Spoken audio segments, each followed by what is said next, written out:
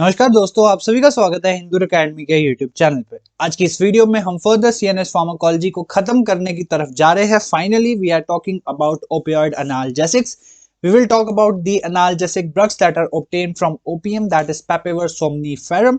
तो इस वीडियो में हम बेसिक इंट्रोडक्शंस और basic receptor types, opioid receptor types, endogenous peptides, इन सब के बारे में डिस्कशन करेंगे।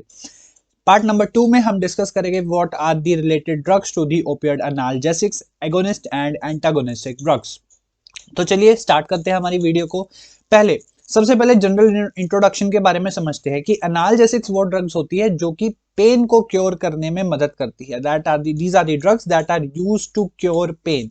ठीक है, क्योर पेन मतलब कि आपका जो दर्द है उस दर्द का निवारण करने के लिए यूज हो रही है। एक और चीज में यहाँ पे मैं ऐड करना चाहूंगा, विदाउट डिस्टर्बिंग द कॉन्शियसनेस। ठीक है, विदाउट डिस्टर्बिंग कॉन्शियसनेस मतलब आपको बेहोश नहीं करेगी। It will only relief your pain. Next अगर हम बात करें, जो हमारी एनाल्जेसिक ड्रग्स है वो दो टाइप्स की होती है, नार्कोटिक और नॉन नार्कोटिक। नार्कोटिक ड्रग्स वो होती है जो ओपियोइड से पाई जाती है, जिनका सीएनएस पे एक स्टिमुलेंट एक्शन देखने को मिलता है और सीएनएस एक्शंस देखने को मिलते हैं।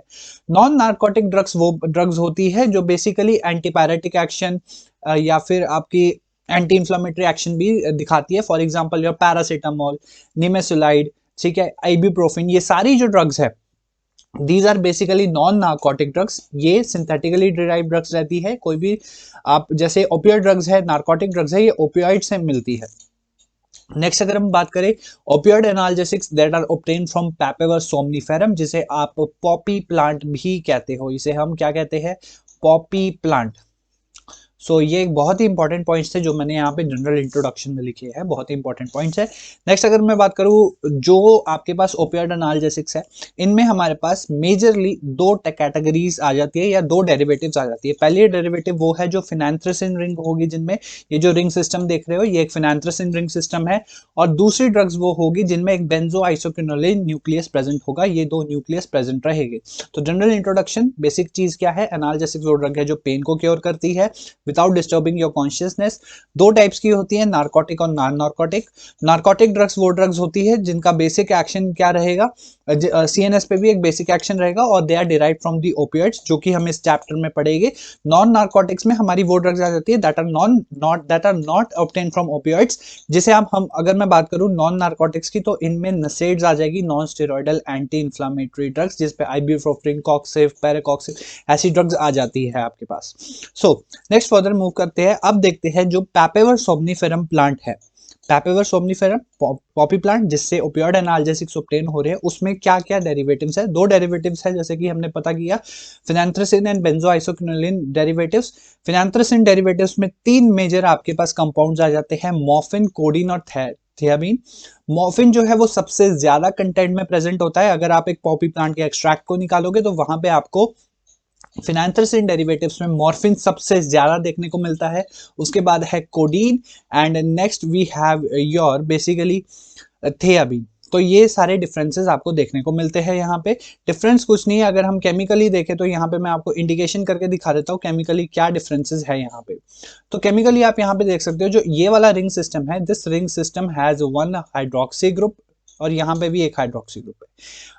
अब इस सिस्टम में, कोडीन के सिस्टम में, यहाँ पे एक हाइड्रोक्सी ग्रुप है और यहाँ पे एक मिथॉक्सी ग्रुप है।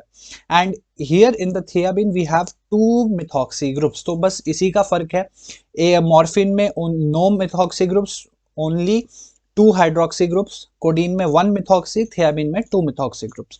थियाबीन जो कंटेंट है वो पॉपी प्लांट में 0.2% एंड कोडीन का 0.5%। कोडीन का बहुत हद तक यूज हो रहा है in the preparation of your syrups. ठीक है, कफ सिरप्स में कोडीन का यूज किया जाता है। तो एक बहुत ही इंपॉर्टेंट पॉइंट है यहाँ पे।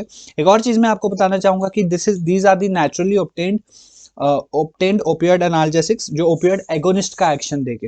नेक्स्ट अगर हम बात करें बेंजोआइसोक्विनोलिन डेरिवेटिव्स में, आपके पास दो इंपॉर्टेंट कंपोनेंट्स आ जाते हैं, पैपावेरिन एंड नॉस्कापिन। पैपावेरिन 1% प्रेजेंट होता है, नॉस्कापिन 6% प्रेजेंट होता है। अगर आपसे पूछा जाए which of the following is the highest obtained content in Poppy plant extract, तो आंसर रहेगा मॉर्फिन। अगर आपसे पूछा जाए कि बेंजोआइसोक्विनोलिन में कौन सा सबसे ज्यादा कंटेंट रहता है, तो वो रहेगा नॉक्सामिन का। तो ये दो इंपॉर्टेंट पॉइंट्स है प्रोस्पेक्टिव, जो क्वेश्चन पूछे जाते थे, क्वेश्चन दो तीन ही पूछे जाते हैं। ये जो आपके पास स्लाइड आ रही है कि किसका कंटेंट सबसे ज्यादा होता है, मॉर्फिन, कोडीन और थियाबिन में केमिकली क्या डिफरेंस रहता है। मॉर्फिन में कोई भी मिथॉक्सी ग्रुप नहीं है, कोडीन में एक मिथॉक्सी ग्रुप है और थियाबिन में दो मिथॉक्सी ग्रुप है। नेक्स्ट अगर फर्दर बात करें ओपियोइड रिसेप्टर्स के बारे में बात करेंगे। ओपियोइड रिसेप्टर आपकी बॉडी में प्रेजेंट होते हैं। We have the opioid receptors. Basically ये जो आपके पास रिसेप्टर्स है, they have the ability to produce a analgesic effect, एक टाइप का एनाल्जेसिक इफेक्ट देते हैं आपकी बॉडी में। नेक्स्ट अगर हम बात करें, ये जो ओपियोइड रिसेप्टर्स है ये spinal region, medulla, limbic system, midbrain, cortical region में प्रेजेंट होते हैं और साथ के साथ जो इनका इंपॉर्टेंट एरिया रहता है वो पेरिफेरल सिस्टम में भी रहता है। यहाँ पे मैं थोड़े से पॉइंट्स के बारे में बात करना चाहूंगा that are related to your pain. अब देखिए पेन की जो परसेप्शन है वो प्रोड्यूस होती है बाय दी नोसी रिसेप्टर्स। यहाँ पे मैं लिख देता हूँ ताकि आपको समझ आ जाए। जो पेन है ना, पेन की प्रोडक्शन होती है बाय दी नोसियो रिसेप्टर्स। नोसियो रिसेप्टर्स ये सेंसरी रिसेप्टर्स होते हैं जो साइनेप्टिक एंडिंग्स में प्रेजेंट होते हैं, इन्हीं सारे mid brain, medulla, peripheral nervous system, इन सारे एरियाज में प्रेजेंट होते हैं। अब आपके जो पेन है ना वो भी कई डिफरेंट टाइप्स के रहते हैं। जैसे कि फॉर एग्जांपल अगर आपको पेन हो रहा है एक्सटर्नल ऑर्गन जैसे स्किन पे हो रहा है, ठीक है, जो मूवमेंट्स आप कर सकते हो, फॉर एग्जांपल आप हैंड की मूवमेंट कर सकते हो, ऐसी मूवमेंट्स आप कर सकते हो, ठीक है, जैसे स्किन हो गया, योर मसल्स, जॉइंट्स, यहाँ पे जो पेन होता है हम इसे सोमैटिक पेन बोलते हैं। किस टाइप का पेन बोलते हैं इसे? Somatic pen. इन अगर हम बोले स्किन, मसल और जॉइंट्स में। और दूसरे टाइप का पेन होता है विसरल पेन।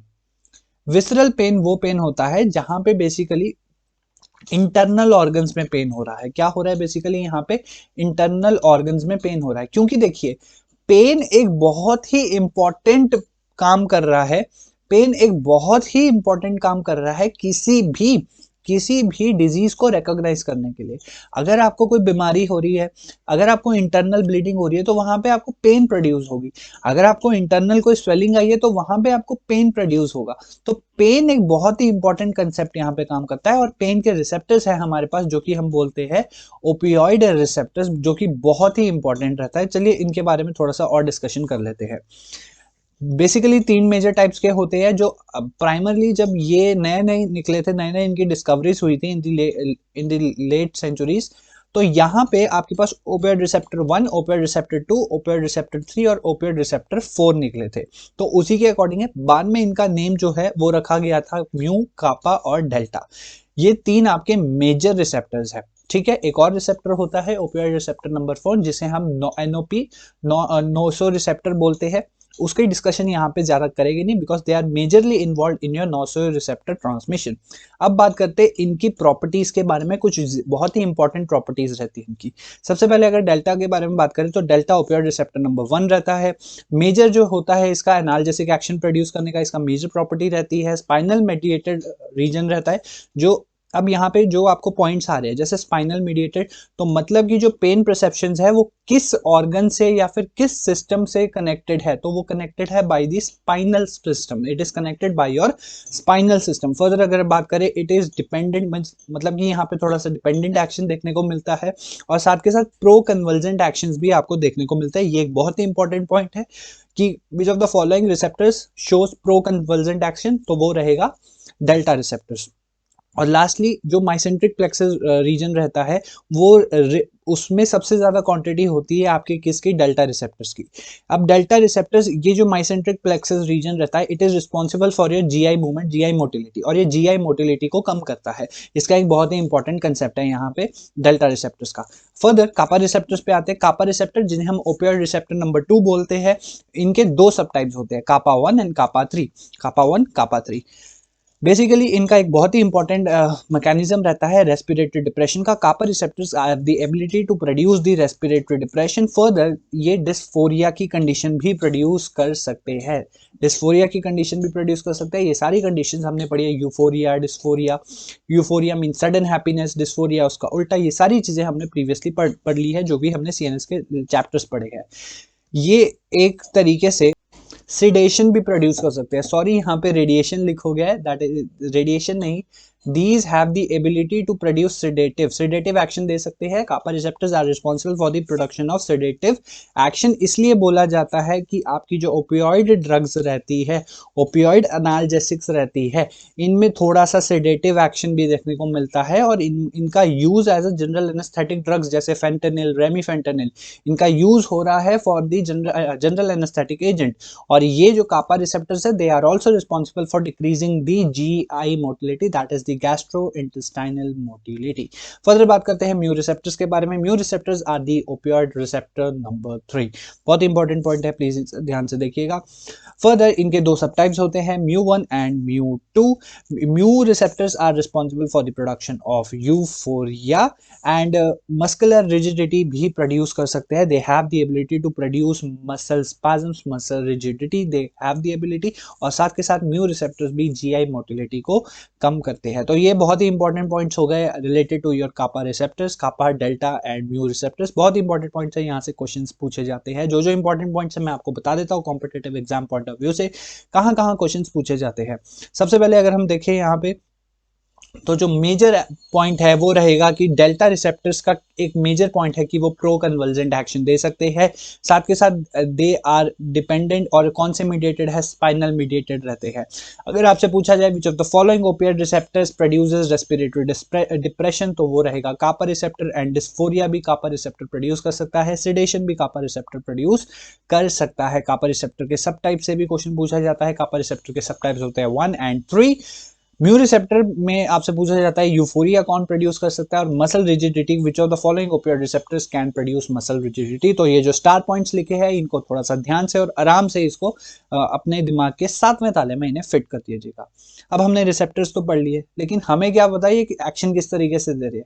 तो एक इंपॉर्टेंट पॉइंट ये है कि जितने भी आपके ओपियोइड रिसेप्टर्स होते हैं, they all are G protein coupled receptors and they basically follow the cyclic AMP pathway by acting on the GI protein, that is the G inhibitory protein.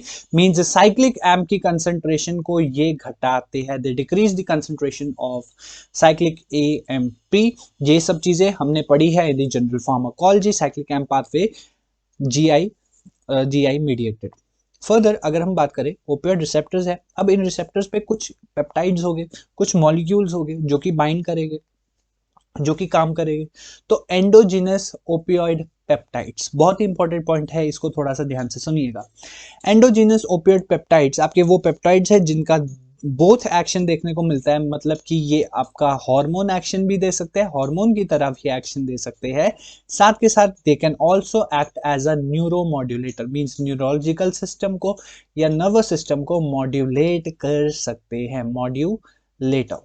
सो ये दो इंपॉर्टेंट पॉइंट्स यहाँ पे मैंने clear कर दी है। अब यहाँ पे हमें देखना है कि आपके पास कौन कौन से एंडोजिनस पेप्टाइड्स होते हैं। हमारे पास 3 बेसिक एंडोजिनस पेप्टाइड्स है, एंडोर्फिन्स, एनकेफेलिन्स एंड डायनोर्फिन्स। ये 3 इंपॉर्टेंट एंडोजिनस ओपियोइड पेप्टाइड्स है।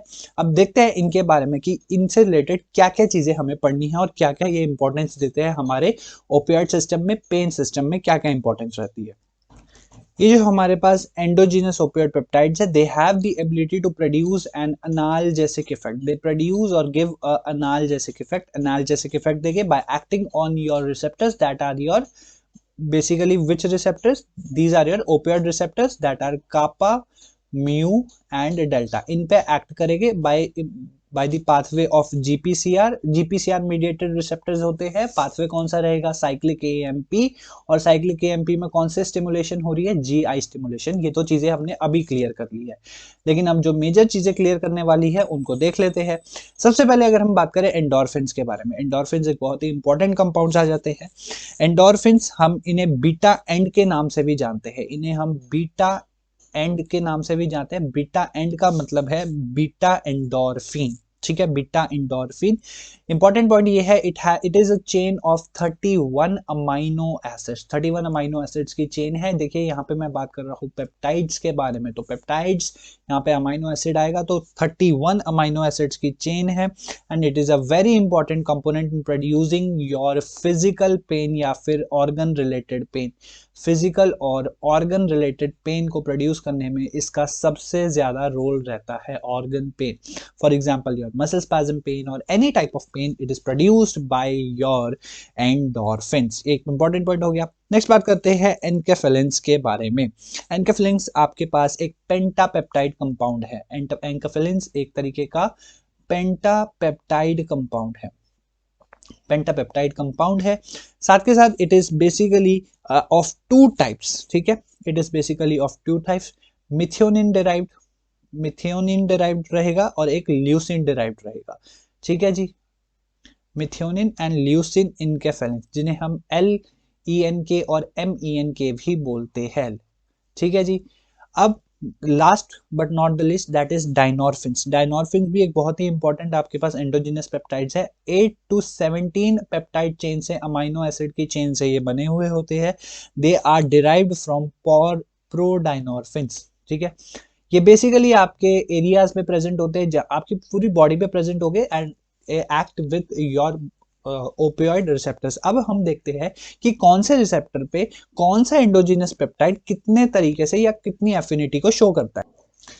रिसेप्टर्स में आपके पास कापा, म्यू और डेल्टा रिसेप्टर्स है. सबसे पहले एंडोर्फिन्स के बारे में बात कर देते हैं. एंडोर्फिन्स अपना एगोनिस्ट एक्शन जो दिखाते हैं, देखिए हम basically agonist action means analgesic action के बारे में बात करेंगे, तो एगोनिस्ट एक्शन जो इसका मेजर रहेगा वो रहेगा म्यू रिसेप्टर पर और साथ के साथ आपके डेल्टा रिसेप्टर पर. लेकिन एक्शन किस तरीके का रहेगा? स्ट्रॉन्ग एक्शन रहेगा. तो आपने यही पॉइंट्स एग्जाम में भी पूछे जाते हैं जो मैं आपके सामने आपके स्क्रीन पे लिख रहा हूँ, और इन पॉइंट्स को ही आपने अपने नोट्स में भी इन डिटेल लिख देना है.